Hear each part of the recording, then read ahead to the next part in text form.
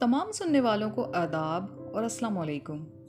उर्दू अदब और नॉवेल्स में दिलचस्पी रखने वाले निम्रा अहमद के नाम से तो बखूबी वाकिफ़ हैं। उनका एक शाहकार नावल हालिम, जिसका आज मैंने इंतखाब किया है, ये एक अलामती और सुपर नेचुरल नावल है जिसकी कहानी 3 किरदारों के गिर्द घूमती है। अहम किरदार एक लड़की का है जिसे कुदरत ख्वाबों के ज़रिए डायरेक्ट करती है। तो शुरू करते हैं आज की पहली किस्त। उम्मीद है कि सब सुनने वालों को पसंद भी आएगा और साथ साथ मेरे चैनल को सब्सक्राइब करना आपने बिल्कुल भी नहीं भूलना। तो चलें शुरू करते हैं। गदले पानियों का संगम। उसने ख्वाब में देखा कि वह गदली सी जगह है, 2 दरियाओं का संगम। बारिश तड़ातड़ बरस रही है। कीचड़ में खुले आसमान तले 2 लोग खड़े हैं। एक सुनहरे बालों वाली लड़की है, बारिश ने इसको भिगो दिया है। उसके गीले बाल गालों से चिपके हुए हैं और वह गर्दन उठाए ऊपर को देख रही है, आसमानों को, आसमानों के पार जहानों को। सामने एक आदमी खड़ा है, कीचड़ से उसके पैर लत-पत हैं। वो दराज कद और कसरती बाजुओं वाला है। उसके गीले बाल माथे पे बिखरे हुए हैं। वो अपने गिरेबान पे हाथ डालता है और टाई नोच के उतारता है। फिर वो आस्तीनें मोड़ता है, पीछे और पीछे। लड़की अभी तक ऊपर देख रही है।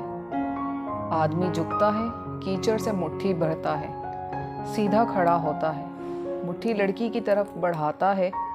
मेरे साथ रहो, हम दोनों को एक दूसरे की ज़रूरत है, वो बारिश और तूफान में बुलंद आवाज़ से कहता है। वो चौंक के उसे देखती है, फिर निगाह ऊपर को उठाती है। दूर आसमान पर एक परिंदा उड़ता आ रहा है। अपने पर फैलाए इस आदमी के सर के ऊपर फजा में आ रुकता है। चक्कर काटता है, काटता है, काटता है। लड़की उंगली का इशारा करती है। अल्फाज उसके लबों से निकल नहीं पाते, मगर वो होंठ हिला के कहती है बे आवाज़, वो देखो। आदमी मुट्ठी बढ़ाए हनोज खड़ा रहता है। उसकी मुट्ठी में कीचड़ है और कीचड़ में दमकती एक सोने की चाबी। मेरे साथ रहो, मेरे साथ रहो। परिंदा उनके सर पर चक्कर काट रहा है। सुनहरे और सुर्ख रंग का परिंदा, उकाब जैसा, नीले हीरों जैसी आंखों वाला परिंदा। एक झटके से हालिम की आंख खुली। कोलालमपुर जज़ीरों के मुल्क मलेशिया का सबसे मशहूर शहर है। मुख्तलिफ तहजीबों और अदियान का मरकज़। यहाँ मुसलमानों की अक्सरियत है। समंदर और ऊंचे पहाड़, सब्ज़ा खुले बागात, वो जन्नत के तसव्वुर जैसा खूबसूरत शहर है।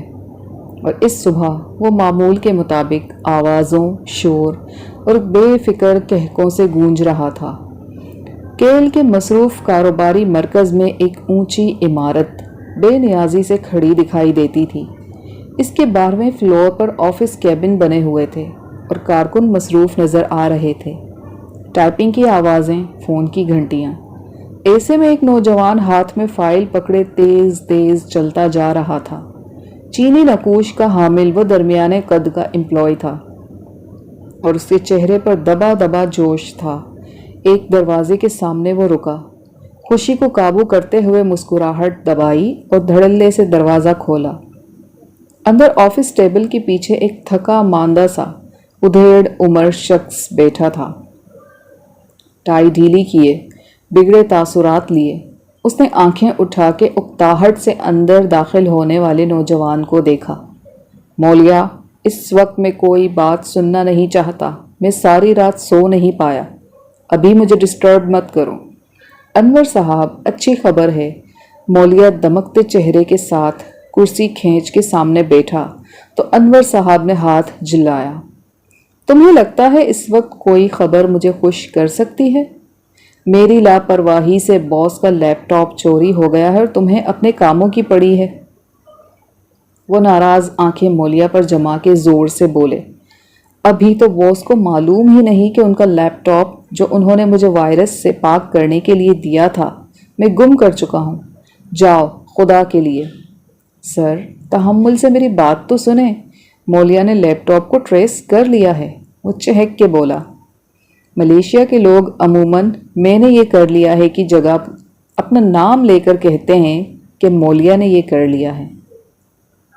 अनवर साहब का झुका चेहरा तेजी से सीधा हुआ, आंखें फैली। बहुत से रंग चंद लम्हों में बदले। क्या मतलब? कैसे? वो तेजी से आगे हुए।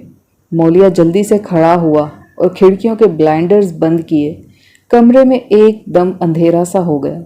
उसने एक सफ़ेद बत्ती जलाई और जर्द बत्तियां बुझा दी। अब माहौल मध्यम रोशनी के बाइस पुरअसरार हो गया था। फिर मौलिया ने जोश और फ़ख्र से एक फ़ाइल सामने रखी। हालिम।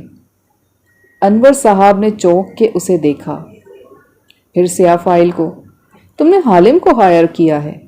उनकी आवाज़ दिलचस्प सरगोशी में बदल गई। आंखों में चमक उभरी। जी, मौलिया ने रात को ही इसे कॉल कर दी थी और सुबह तक उसने सारा खोज लगा लिया है। इतनी जल्दी? उनको खुशगवार सी बेयकीनी हुई। वो हालिम है सर, हालिम यानी ख्वाब देखने वाला, मगर ख्वाब वो हमारे पूरे करता है। हम जैसे लोग पुलिस के पास नहीं जा सकते क्योंकि पुलिस लैपटॉप को एविडेंस में शामिल करके उसे देखेगी ज़रूर